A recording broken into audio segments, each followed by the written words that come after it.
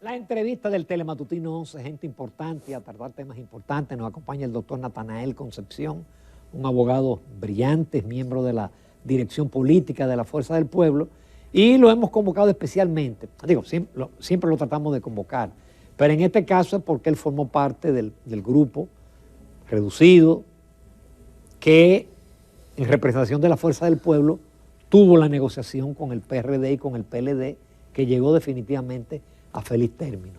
Natanael, gracias por aceptar la invitación. Siempre un placer estar contigo, Ramón y Jacqueline. Buenos días, doctor.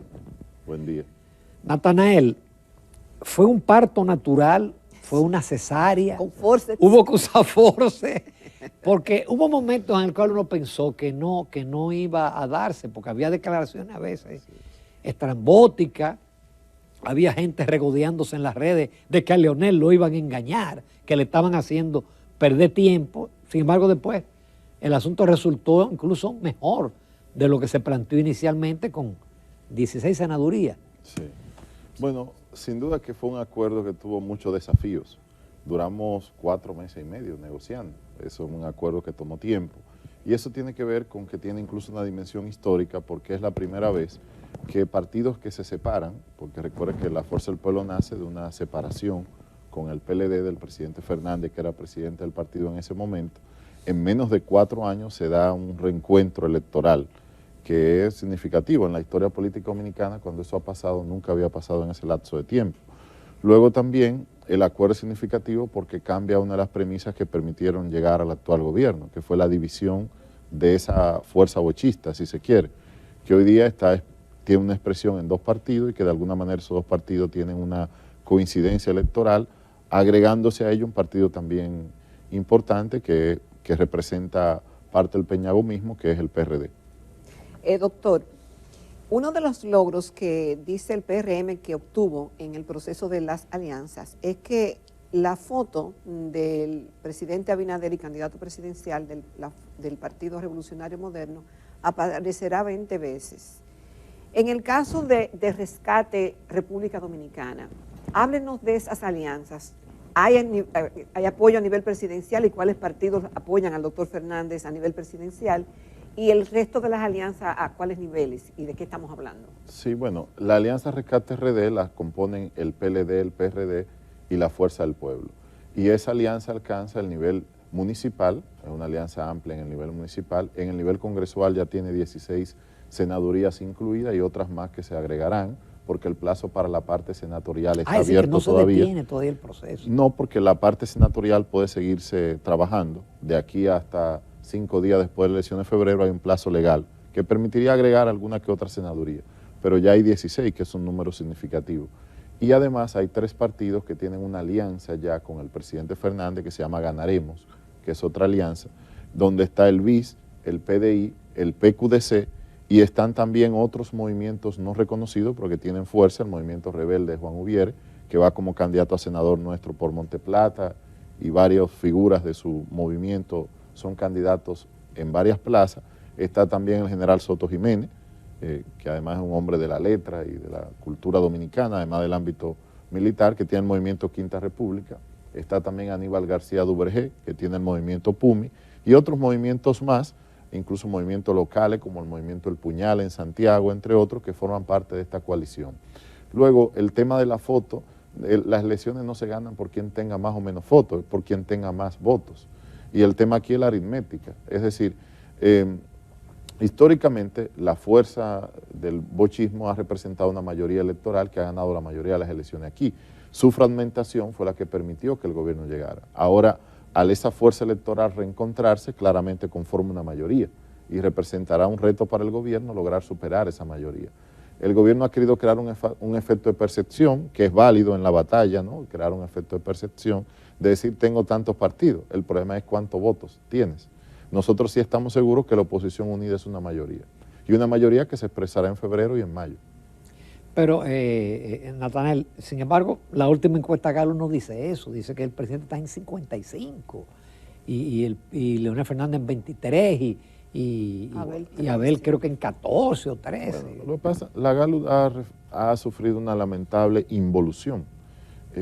Primero, la Gallup era una encuesta que no encuestaba a partido y acaba de ser un encuestador oficial de la selección de candidatos en el PRM, una cosa documentada públicamente. Además, la Gallup ha cambiado muchos aspectos de hasta dónde se publica, ¿no? Es una pena porque nosotros necesitamos cada vez más encuestas creíbles. Pero la Gallup es la encuesta que tiene más credibilidad. Bueno, tenía. Pero tenía porque no favorece a la fuerza del pueblo. No tenía porque no era encuestador oficial de partidos, porque su metodología no tenía los errores que tuvo la penúltima Gallup, que salió cuando hizo el cambio de plataforma a través de la que salía. Recuerden que incluso el mismo Acevedo tuvo que salir a la prensa y decir que la encuesta tenía errores y que si había que repetirla estaba dispuesta a hacerlo. Eso es un dato conocido. Y cuando salió esa encuesta, la encuesta tenía recomendación de asesoría para un sector político en la misma informe que se publicó. Que por cierto, las últimas Gallup no han publicado el informe. Yo estoy esperando leerlo, pero no sé si tú lo has podido leer porque no hay un informe. Pero además en esa, perdón, el 60% de los encuestados decían que habían votado por Luis en las elecciones del 20. Sí. Así que entonces era una muestra sesgada. Sí, sí, o sea, ha tenido problemas que son lamentables. Ahora, lo que uno ve, lo que uno percibe, es que para que un gobierno se relija hay condiciones que se tienen que dar y la economía tiene que ver mucho con la política y ustedes manejan muy bien el tema. En medio de una situación como la que hay a nivel económico, que genera evidentemente un descontento, en medio de los problemas, que si tú ves las encuestas te dicen lo mismo, incluso todas las que tú puedas ver coinciden en una cosa, en que hay una insatisfacción con relación al estado de la economía, en que hay tres problemas que molestan mucho a los dominicanos, que es el tema de la economía, el tema del empleo, el tema de la inseguridad. Son los tres grandes problemas que han estado presentes durante estos 3 años y que la gente siente bastante. Doctor, sin embargo, hoy toda la prensa del área económica resalta que en el país está una misión del Fondo Monetario Internacional. Y en una reunión que tuvieron ayer en el Banco Central, destacan la fortaleza de la economía dominicana, de lo resiliente que ha sido, y dice que las autoridades están haciendo bien su tarea. Entonces... Bueno, yo lo que veo es que las mismas cifras oficiales del Banco Central te dicen que en este semestre hubo un crecimiento de 1.4. Me parece que es un crecimiento bajo en el histórico dominicano. Lo otro que yo veo es que el cierre comercial de la frontera está provocando 1.000 y pico de millones de dólares de pérdida. Va a provocar. O sea, veo el sector productivo nacional en problemas. Cuando veo las estadísticas del crecimiento económico, me doy cuenta de que fuera de los sectores externos, todos los sectores internos de la economía están decreciendo. Cuando veo la inflación, me doy cuenta de que el alza de los costos en los productos de primera necesidad ha seguido afectando a la mayoría de los dominicanos. Es decir, lo que estamos hablando no es que hay una hecatombe económica, porque eso, como bien usted dice, no es sostenible, ni es lo que hemos planteado. Lo que hemos planteado es que la economía no está creciendo al ritmo que debe crecer y que en la vida personal de cada uno de nosotros y de las familias y de las empresas se siente una disminución de la venta, se siente un alto costo de la vida que no ha dejado de afectar a la mayoría de los dominicanos y que eso crea un malestar social que se traduce en un problema electoral. No solo aquí, sino alrededor del mundo hemos visto que la reelección de los gobiernos está siendo muy complicada después del COVID, después de la crisis asociada al COVID, son muy pocos los gobiernos que han logrado reelección. Después de la crisis del 2003-2004, todos los informes del Fondo Monetario han sido elogiosos para todos los gobiernos de la República Dominicana. Usted le quita los nombres y básicamente dice lo mismo. Nos vamos a una pausa comercial, Natanael, Gracias. Porque nos faltan todavía muchos temas. Volvemos en pocos minutos.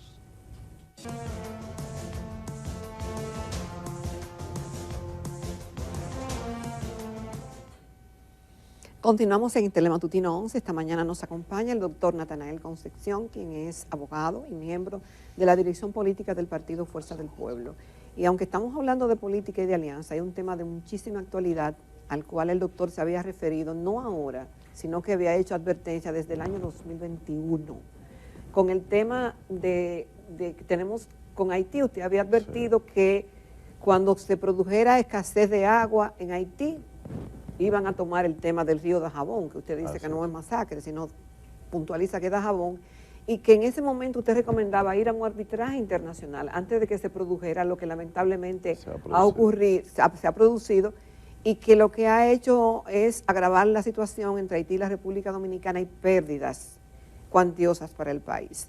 A la luz de lo que ha ocurrido, doctor, de las decisiones que tomó el presidente Abinader de cerrar la frontera, vuelos aéreos, marítimos, comercio, visado, etcétera. Después tuvo que echar para atrás todas esas medidas. Haití ha robustecido su enojo contra la República Dominicana, que ya no se queda indiferente, ya están atacando físicamente a soldados y trataron de quitar una pirámide y cosas así por el estilo. Entonces, algunos recomiendan ir a una corte de La Haya, otros dicen que para que haya arbitraje tienen que las dos partes querer ir a un arbitraje. Entonces, ya después del palo dado, ¿cuáles son las recomendaciones que usted tiene? Mire, nosotros el tema de Haití es un tema muy grave, es una amenaza existencial para la República Dominicana porque es un estado colapsado al lado, en manos de bandas criminales. Entonces eso es parte de la dificultad, que quienes tienen el control fáctico de Haití no es realmente el gobierno, son estas bandas.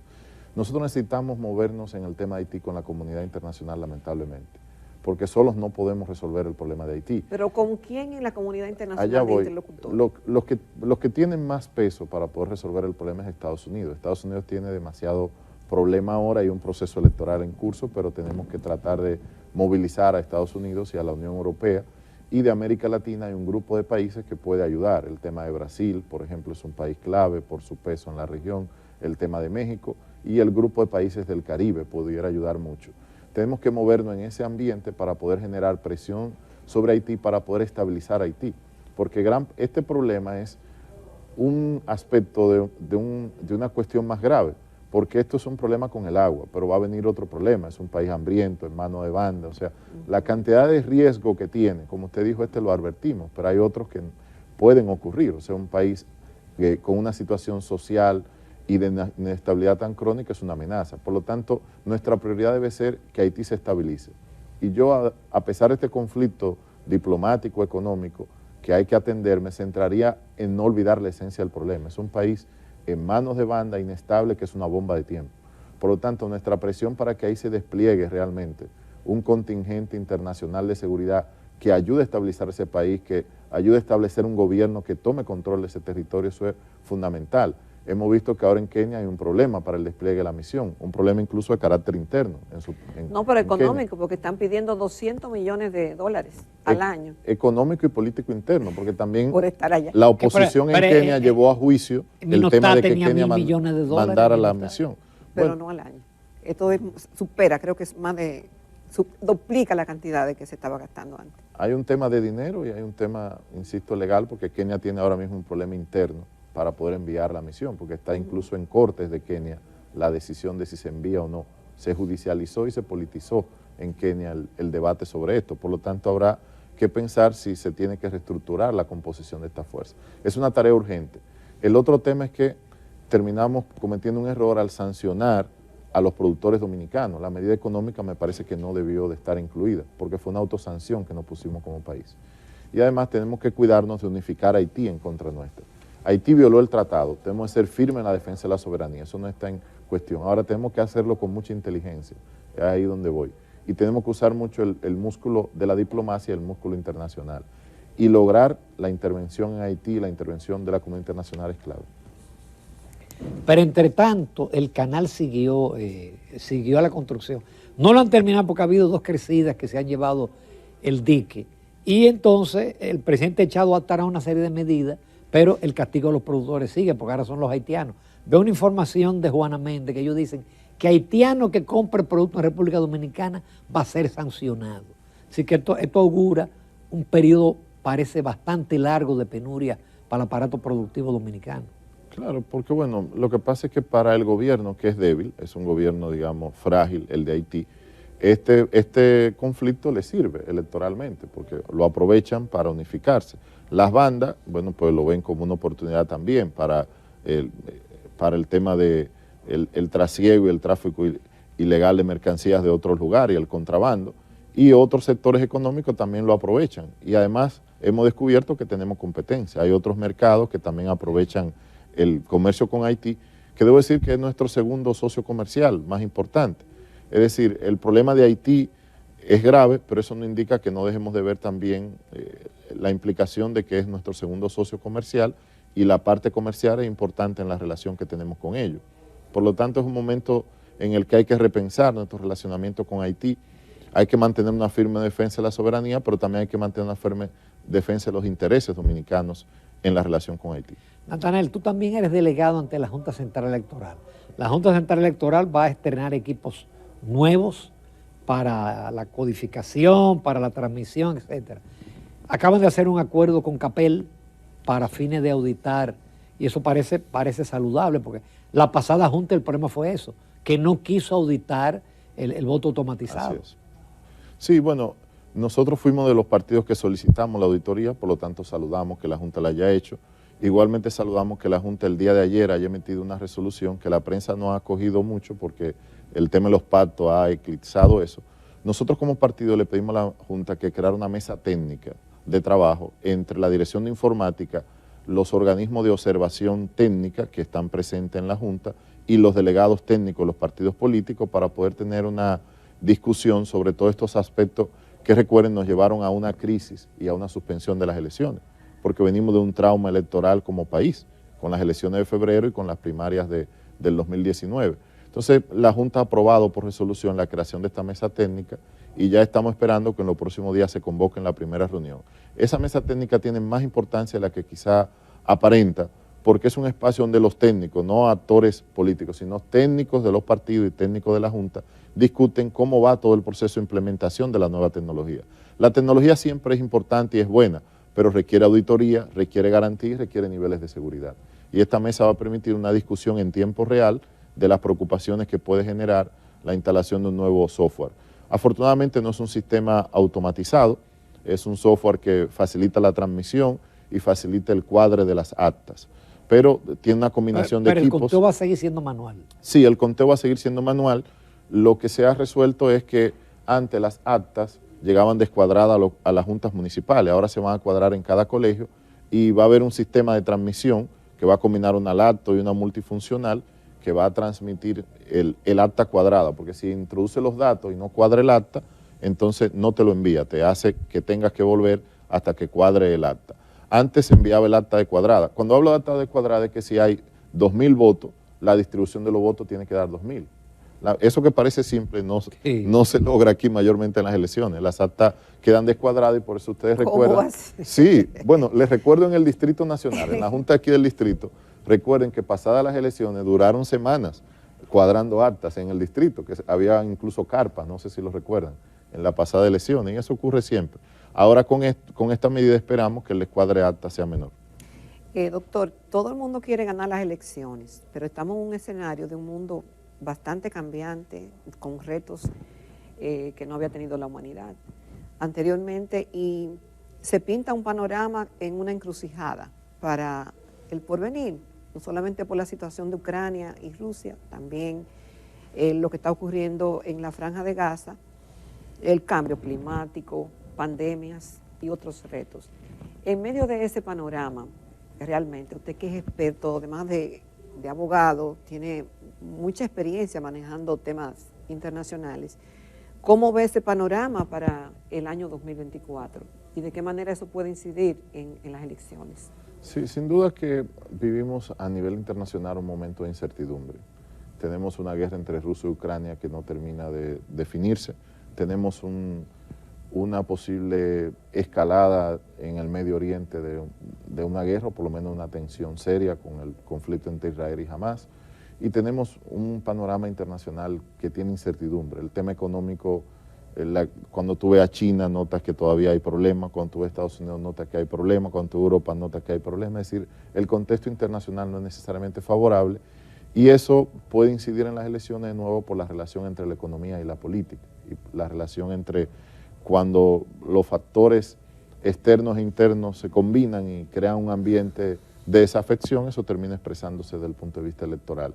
Tenemos desafíos y ante esos desafíos esperamos que el país y el mundo salga bien, porque nadie vive de la catástrofe y del caos. Vivimos en una sociedad que queremos que progrese. Ahora hay desafíos y esos desafíos son parte también de un proceso de transición. Cuando tú ves el mundo actuar hay una reconfiguración del orden. Surge China, está Estados Unidos, hay una reconfiguración geopolítica. Esa relación, que por cierto hay una reunión mañana muy importante entre Biden y Xi Jinping, la relación entre China y Estados Unidos es clave para la estabilidad global. Son competidores, pero a la vez necesitamos que se comprendan, porque una confrontación descontrolada llevaría al mundo a una catástrofe. Son las dos principales economías. Es decir, hay muchos desafíos, pero hay cambios también a nivel civilizatorio. La tecnología también ha creado mucha disrupción, por ejemplo, la inteligencia artificial, cómo cambia todo, cómo destruye empleo, cómo crea nuevas oportunidades. Es decir, vivimos en un mundo interesante porque es un proceso de cambio muy acelerado que tiene muchos desafíos. Esperamos salir todos bien librados de ellos. En pocos minutos vamos a un temita local, Intran. Una situación muy lamentable, es un escándalo sin duda penoso, que debe ser investigado y que se deben establecer las consecuencias, y además refleja un problema de fondo. Esta es una ciudad que necesita urgentemente un sistema de movilidad más ágil y necesita un Intran que juegue su rol de regulador, no que esté envuelto en escándalo de contratación. O sea, es un caso muy penoso que esperamos las autoridades establezcan la responsabilidad, que el Ministerio Público investigue y que quienes han infringido la ley reciban la consecuencia propia de haberla infringido. Natanael, muchísimas gracias y te esperamos con más frecuencia, especialmente ya con el proceso doctor. electoral. Bueno, siempre que me inviten será un placer estar aquí. Gracias. Gracias. Como todos los martes tenemos a la doctora Luz Rosa Estrella con su segmento de psicología, pero enfocado a la familia.